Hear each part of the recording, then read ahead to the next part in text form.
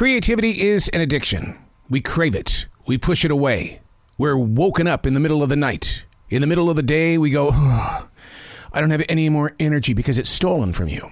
And yet you keep giving to it. Unplugged because we will always say yes to creativity. Totally uncut because we all make mistakes. So turn it into a tool. This is Arroe Unplugged. I write in a forest. I go into this collection of trees to do nothing but listen. A journey that started at the Billy Graham Library in 2015 right here in Charlotte, North Carolina. It's evolved into a lifelong commitment and journey. Something is always moving through each and every one of us.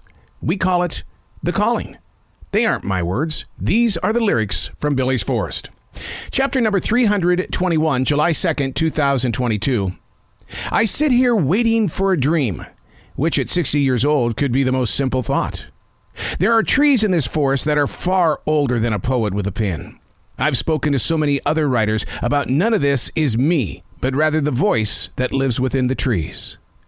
I believe it's 400 to 500 years in age. It's waited a very long time for a writer to be present and aware. Now, I'm not saying that I'm the only one within this collection of trees. There are many homes with families. I don't know 98% of them. Therefore, there's no way to lay claim to the idea that I could be the solo performance. But who knows? Without physically knocking on doors and hearts, the quest to locate other writers within this lay of land and limbs, it's beyond me, which means I believe the voices that we hear inside these trees reaches out to all people. It believes in the power of choice, to write and or express what's been planted in another passerby's heart. Let it grow beyond this moment. You know, that's how we are. We assume that what we're doing, sometimes we feel like we're the only ones doing it because nobody else is talking about it. But from where I sit, 23 feet above this forest floor in South Charlotte, North Carolina, the lake is just right there in front of me. The stream is to my right.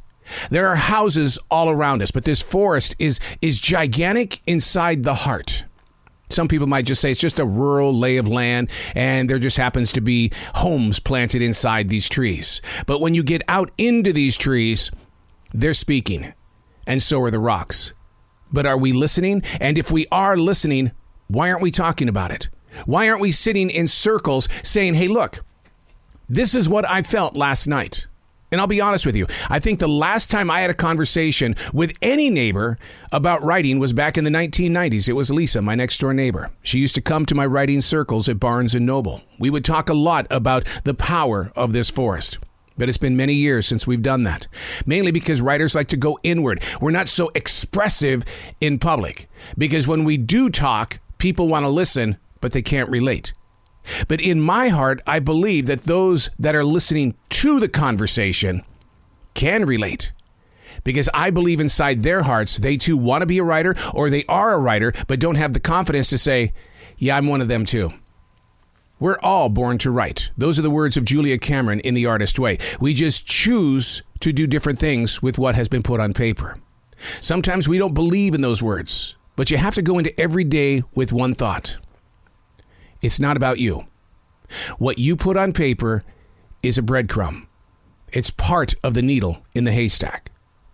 What you share on a page and speak openly about could be that very message that someone on the outside of you needed to hear today. But if you hold on to it, if you hoard it, then someone's going to miss out on a very, very valuable message. I'm Arroe. These are not my words. These are the lyrics from Billy's Forest.